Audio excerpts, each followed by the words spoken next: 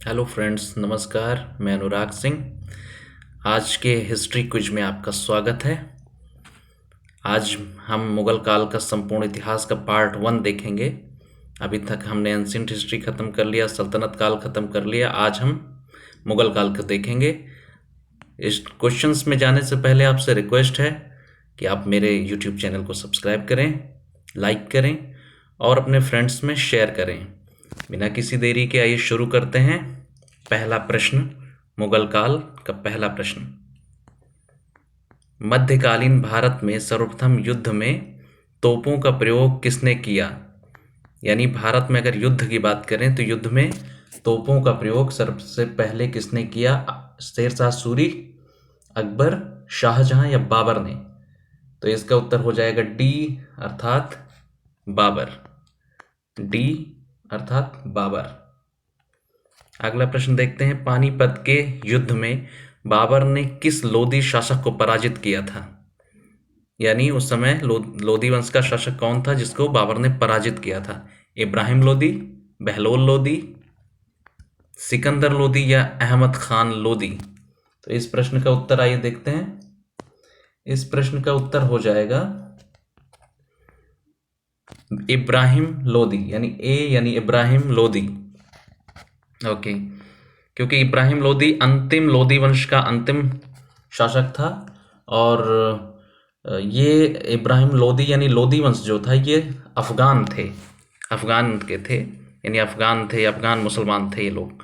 तो इनके अंतिम शासक इब्राहिम लोदी को पानीपत के प्रथम युद्ध जो कि 1526 ईस्वी में हुआ था उसमें बाबर ने पराजित किया। आइए देखते हैं तीसरा प्रश्न।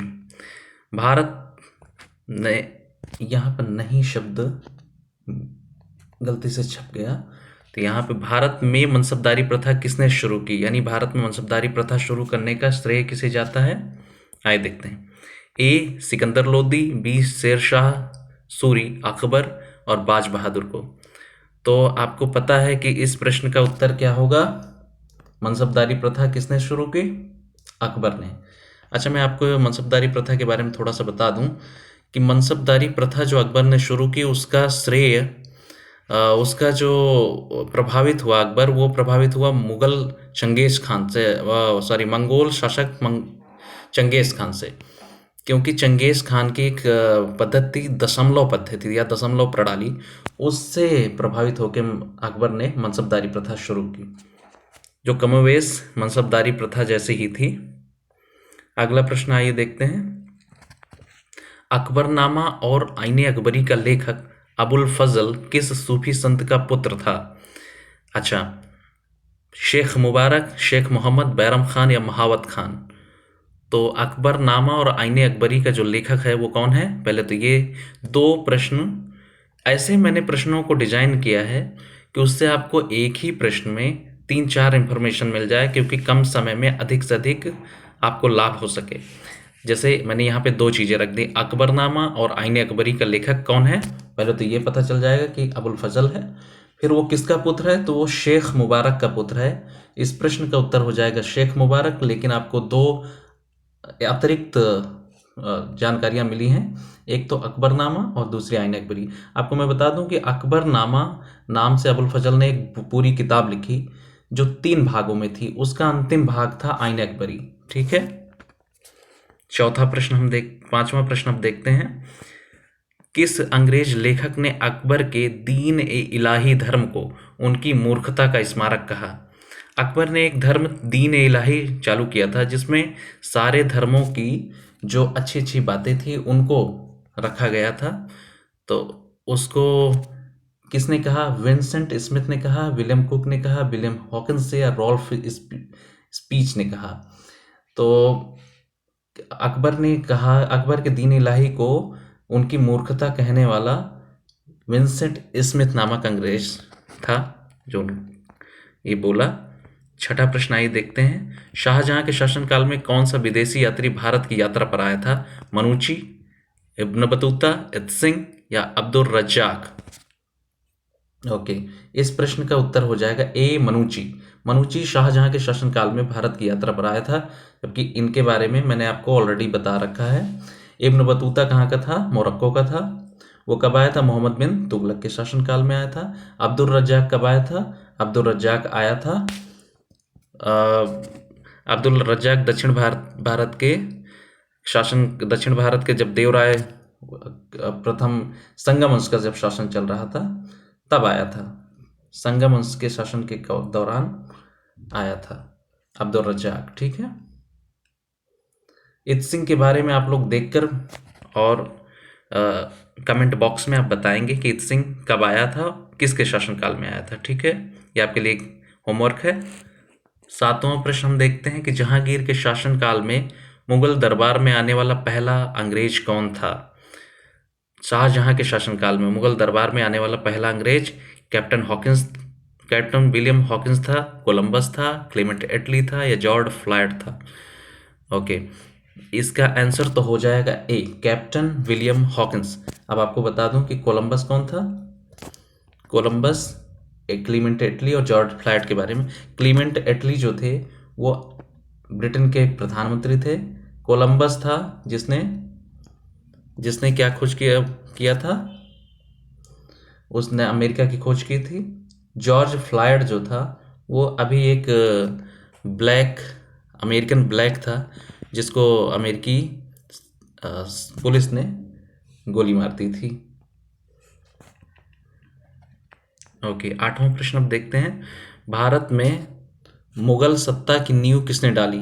भारत में मुगल सत्ता की नींव किसने डाली? अकबर ने डाली, शेर शाह सूरी ने डाली, बाबर ने डाली या हुमायूं ने डाली? आप लोग मेरे साथ प्रश्नों के उत्तर देने का प्रयास करें। आप तुरंत आंसर देखें और बता दिया करें कि ए होगा, बी होगा, सी होगा या डी। और कमेंट बॉक्स में भी आप जो चीज़ें पूछना चाहें पूछ सकते हैं और जो चीज़ें एक्स्ट्रा आप बताना चाहें बता सकते हैं। तो इसका प्रश्न का उत्तर हो जाएगा कि भारत में मुगल सत्ता की नींव किसने डाली?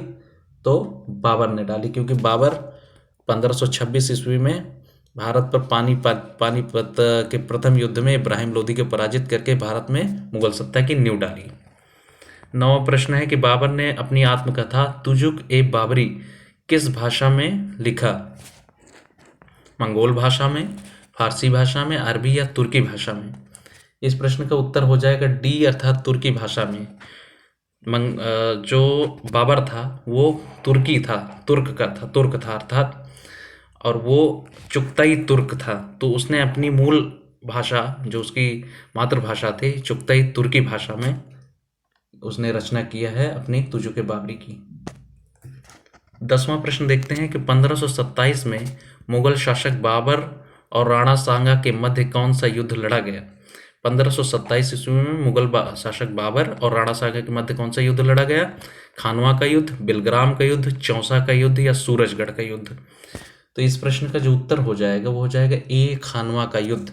इस युद्ध में बाबर और राणा सांगा के मध्य ये युद्ध हुआ। इस युद्ध का परिणाम यह हुआ कि बाबर की विजय हुई। अब अगला प्रश्न देखते हैं। बिलग्राम का युद्ध, आगे मैं आपको इन सब चीजों के बारे में बताऊंगा। चौसा का युद्ध, बिलग्राम का युद्ध। 11वां प्रश्न देखते हैं। मुंबैया नामक पद शैली का जन्मदाता किसे माना जाता है? मुबैया नामक पद शैली का जन्मदाता किसे माना जाता है? मंगोल नेता चंगेज खान को, बाबर को, अब्दुल रहीम खाना को या तुलसीदास जी को? ये पद शैली है, पद नहीं, एक्चुअली ये टाइपिंग मिस्टेक है। यहाँ होना चाहिए पद शैली। पद एक होता है गद्य, एक होता है पद्य ना, तो पद शैली का जन्मदाता कौन है? वो जन्मदाता है बाबर। 12वां प्रश्न आइए देखते हैं। बाबर की मृत्यु किस स्थान पर हुई थी? आगरा में, काबुल में, लाहौर में या दिल्ली में? तो आपको पता होगा कि बाबर की मृत्यु हुई थी आगरा में। बाबर की मृत्यु आगरा में हो गई और आगरा में ही नूर अफगान नाम से बाबर ने एक बाग लगवाया था। उसी बाग में इसको दफना दिया गया और इसको दफनाया गया आगरा में। लेकिन कुछ ही समय बाद आगरा से निकालकर इसके शव को काबुल ले जाया गया, क्योंकि बाबर का दिली ख्वाहिश थी कि उसके शरीर को काबुल में दफनाया जाए। 13वां प्रश्न आइए देखते हैं। दिल्ली में पुराने किले का निर्माण किस शासक ने करवाया था? दिल्ली में जो पुराना किला है उसका निर्माण किस शासक ने करवाया? शेरशाह सूरी ने, हकीम खान सूरी ने, अकबर ने या औरंगजेब ने? उस पुरानी दिल्ली के पुराने किले का निर्माण शेरशाह सूरी अर्थात ए ने करवाया था। ठीक है। 1540 ईस्वी के किस युद्ध के पश्चात हुमायूं को भारत छोड़कर भागना पड़ा था? 14वां प्रश्न देखते हैं। 1540 ईस्वी के किस युद्ध के पश्चात हुमायूं को भारत छोड़कर भागना पड़ा था? कन्नौज या बिलग्राम के युद्ध के पश्चात, चौसा के युद्ध, सूरजगढ़ या दौरा के? तो इस प्रश्न का उत्तर हो जाएगा ए, कन्नौज। कन्नौज या बिलग्राम के युद्ध के पश्चात, जो कि 1540 ईस्वी में हुआ था हुमायूं और शेरशाह सूरी के मध्य, तो इस युद्ध में हार के कारण हुमायूं को भारत छोड़कर जाना पड़ा था। ओके, अगला प्रश्न देखते हैं। हुमायूं का मकबरा जो दिल्ली में स्थापित है का निर्माण निम्नलिखित में से किसने करवाया था? हुमायूं का मकबरा जो दिल्ली में है उसका निर्माण हुमायूं, बाबर, अकबर या हाजी बेगम ने करवाया था? तो डी इसका उत्तर है, हाजी बेगम, जो कि हुमायूं की पत्नी थी, उन्होंने करवाया था। आपको मैं एक क्रम बता देता हूँ सबसे पहले हुमायूं के पिता बाबर आए, जो कि 1526 ईस्वी में पानीपत के प्रथम युद्ध के पश्चात जीत दर्ज करके भारत में मुगलिया सल्तनत की स्थापना की। दूसरी फिर हुमायूं, फिर अकबर, फिर शाहजहां, फिर जहांगीर, फिर शाहजहां और औरंगजेब। ये क्रम है इनका, आप लोग ये क्रम याद कर लें। सबसे पहले क्या होता है? बाबर, फिर आता है बाबर के बाद अकबर, फिर बाबर के बाद सबसे पहले आता है बाबर के बाद आता है हुमायूं, अकबर, जहांगीर, इसके बाद शाहजहां के बाद औरंगजेब। ये क्रम है, आप लोग लिख लीजिएगा। तो इस प्रश्न का उत्तर हो जाएगा, हुमायूं का मकबरा किसने बनवाया? हाजी बेगम ने। 15वां प्रश्न हो गया। आइए 16वां प्रश्न देखते हैं कि मेधावी राजस्व अधिकारी टोडरमल, आपने नाम सुना होगा टोडरमल जी का। टोडरमल निम्नलिखित में से किसके दरबार में थे? भगवान दास के, हुमायूं के, बाज बहादुर के या शेरशाह सूरी के? तो आपको मैं बता दूं कि टोडरमल ने अधिकतर जीवन अपना अकबर के शासनकाल में काम करते हुए बिताया, लेकिन उन्होंने अपने जीवन के काम करने की जो शुरुआत है उनकी, वह है शेरशाह सूरी के साथ उन्होंने काम शुरू किया। लेकिन शेरशाह सूरी जब सत्ता में नहीं रहे तब अकबर के शासनकाल में उन्होंने अकबर के साथ काम किया। 16वां प्रश्न आइए देखते हैं। 17वां प्रश्न कि अकबर का राज्याभिषेक मात्र 13 वर्ष की अवस्था में हुआ था और किस किले में संपन्न हुआ था, यह देखना है। एक तो ये प्रश्न भी आ जाता है डायरेक्ट कि कितने वर्ष में हुआ? 13वें वर्ष में। किस किले में हुआ? कालानौर के किला पंजाब में, लाल किला लाहौर में, आगरे का किला आगरे में, या फिर इलाहाबाद के किला इलाहाबाद में, वर्तमान में प्रयागराज।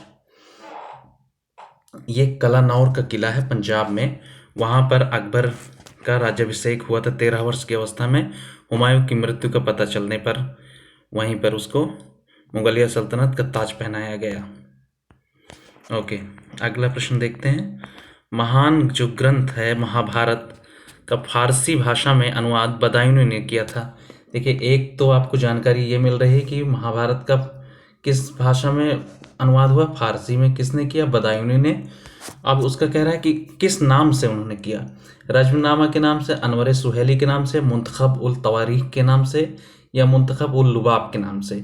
तो रज्मनामा के नाम से महान जो हिंदू फारसी ग्रंथ है महाभारत, उसका फारसी भाषा में रज्मनामा के नाम से बदायूं ने अनुवाद किया था।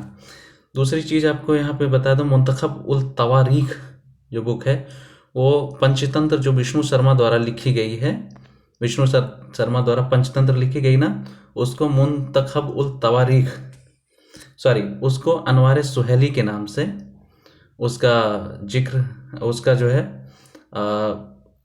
अबुल फजल ने उसको फारसी भाषा में लिखा, अनुवादित किया है। और मुंतखब उल तवारीख जो है वो रामायण के फारसी भाषा में जो चेंज किया गया है, बदायूनी ने ही चेंज किया है, वो है मुंतखब उल तवारीख। और आपको एक चीज़ पता होगी कि मुंतखब उल लुबाब जो है राजा राम मोहन राय की बुक थी। अगला प्रश्न 19वां हम देखते हैं कि कौन सा प्रसिद्ध जैन विद्वान था जिसे अकबर ने जगत गुरु की उपाधि दी थी? हरि विजय सूरी थे, या हेमचंद जी थे, वास्तुपाल थे, या भद्रबाहु थे? तो आपको मैंने, अगर आपको याद हो, जब मैंने आपको पढ़ाया था बौद्ध काल, जब पढ़ाया था, तो उस समय भद्रबाहु और एक और नाम मैंने बताया था, वो कमेंट करके आप बताएंगे क्या नाम था। तो भद्रबाहु तो होंगे ही नहीं क्योंकि ये बौद्ध काल से संबंधित है, ठीक है। वास्तुपाल हेमचंद विजय सूरी में से हरि विजय सूरी जी थे, जिन्हें अकबर बहुत सम्मान करता था और इन्हें जगत गुरु की उपाधि से सम्मानित किया था, ठीक है। अगला 20वां प्रश्न है कि दीन इलाही, एक नया धर्म बनाने का अकबर का मूल उद्देश्य क्या थे? पहले तो मैं आपको बता दूं कि दीन इलाही नाम से अकबर ने एक नया धर्म बनाया था, जिसमें उसने सारे धर्मों की अच्छी मूल बातों को उसने अपने उसमें समाहित किया था अपने धर्म में। तो कह रहे हैं उसका उद्देश्य क्या था अकबर का, उसको शुरू करने का उद्देश्य मूल रूप से क्या था? विश्व बंधुत्व, विश्वनिष्ठा, वैश्विक मैत्री, या वैश्विक भरोसा? विश्व बंधुत्व ही था, निश्चित तौर पे विश्व बंधुत्व था, यानी सारे लोगों में एक बंधुत्व की भावना है, भ्रातृत्व की भावना है, भाईचारे की भावना है, ठीक है। अगला प्रश्न हम देखते हैं 21वां, अकबरनामा या आईने अकबरी नामक पुस्तक की रचना किसने की है? बीरबल ने की है, फैजी, बदायूनी, या अबुल फजल? ये प्रश्न मैंने आपको बता दिया पहले ही, आपको ज़्यादा इसमें कुछ करने की ज़रूरत नहीं, क्योंकि अबुल फजल ने आईने अकबरी, अकबरनामा यानी आईने अकबरी की रचना की है। मैंने आपको बताया कि अकबरनामा एक बृहद बुक है, रचना है, जो 3 भागों में है, जिसका अंतिम भाग आईने अकबरी है, ठीक है। 22वां प्रश्न है कि हल्दी घाटी का प्रसिद्ध युद्ध किनके बीच लड़ा गया? जो हल्दी घाटी है, प्रसिद्ध हल्दी घाटी है, आप लोग सब जानते होंगे, उसका युद्ध किसके बीच लड़ा गया? अकबर और राणा संग्राम सिंह के बीच। संग्राम सिंह को ही हम राणा सांगा के नाम से जानते हैं, ठीक है। फिर अगला है कि अकबर और मेदिनी राय के बीच, अकबर और राणा प्रताप के बीच, या अकबर और उदय सिंह के बीच? तो अकबर और उदय सिंह के बीच था नहीं, क्योंकि उदय सिंह राणा प्रताप के पिताजी थे। अकबर और राणा प्रताप के बीच हुआ था प्रसिद्ध हल्दी घाटी के युद्ध, लेकिन इस युद्ध में अकबर डायरेक्ट युद्ध नहीं कर रहे थे, बल्कि उनके सेनापति के रूप में मान सिंह उनका नेतृत्व कर रहे थे, सेना का नेतृत्व कर रहे थे, ठीक है। अगला प्रश्न है कि निम्नलिखित में से कौन सा एक भवन फतेहपुर सीकरी में स्थित नहीं है? पंचमहल, मोती मस्जिद, शेख सलीम चिश्ती का मकबरा, या मरियम पैलेस? तो इस प्रश्न का उत्तर हो जाएगा बी, मोती मस्जिद, क्योंकि मोती मस्जिद फतेहपुर सीकरी में स्थित नहीं है, बल्कि वो आगरा में स्थित है। और फतेहपुर सीकरी जो अकबर ने बसाया, वो आगरा से 12-15 किलोमीटर दूर बसाया, एक अपनी राजधानी बनाने के लिए। परंतु राजधानी वो बनी तो, लेकिन ज़्यादा समय तक नहीं चल सकी, क्योंकि उस पूरी जगह में पानी का अभाव है, और बिना पानी के जनजीवन चल नहीं सकता। तो पानी के अभाव के कारण फतेहपुर सीकरी को छोड़ना पड़ा अकबर को। अगला 24वां प्रश्न है कि अकबर अपना धार्मिक विचार विमर्श कहाँ किया करता था? यानी वह कौन सा स्थान था जहाँ अकबर अपना धार्मिक विचार विमर्श किया करते थे, धर्म से संबंधित बातें किया करते थे? जोधाबाई महल में, पंचमहल में, इबादत खाना में, या बुलंद दरवाजा में? जिसको भी उर्दू की तनिक भी समझ है तो वो समझ जाएगा कि इबादत शब्द जो है, उर्दू और फारसी की जिसको भी समझ है तो उसका मतलब पता चल जाए कि इबादत मीन्स होता है प्रार्थना करना, और धर्म के से संबंधित जो भी बातें होंगी वो प्रार्थना सभा में ही होंगी, यानी इबादत खाना में ही होती थी, ठीक है। अगला 25वां प्रश्न है प्रयाग नगर का नाम बदलकर अल्लाहाबाद या अल्लाह का नगर किसने किया था? योगी आदित्यनाथ ने, शाहजहां ने, औरंगजेब ने या फिर अकबर ने? इस प्रश्न का जवाब तो आपको आता ही होगा, क्योंकि इस प्रश्न का जवाब है डी, अकबर ने। ठीक है, अकबर ने। आपको एक चीज बता दूं कि इस जो अकबर ने नाम बदला था अल्लाहाबाद, प्रयाग नगर का नाम अल्लाहाबाद कर दिया था, उसी को ठीक करते हुए योगी आदित्यनाथ ने वापस से इलाहाबाद का नाम बदलकर प्रयागराज कर दिया। क्या कर दिया? प्रयागराज कर दिया। तो ये 25 प्रश्न वेरी इंपॉर्टेंट प्रश्न थे, और इन्हीं प्रश्नों के साथ आज का सेशन खत्म होता है। आप सबसे जाते जाते एक बार फिर से रिक्वेस्ट है कि चैनल को सब्सक्राइब कीजिए, चैनल की ग्रोइंग बढ़ाइए। चैनल जितना आगे जाएगा आपको उतने बेहतरीन से बेहतरीन वीडियो मिलेंगे, जो आपको आपके एग्जाम में सहयोग करेंगे और आपको नौकरी पाने में हेल्प करेंगे। तो आज के सेशन को ख़त्म करते हैं। नमस्कार, जय हिंद।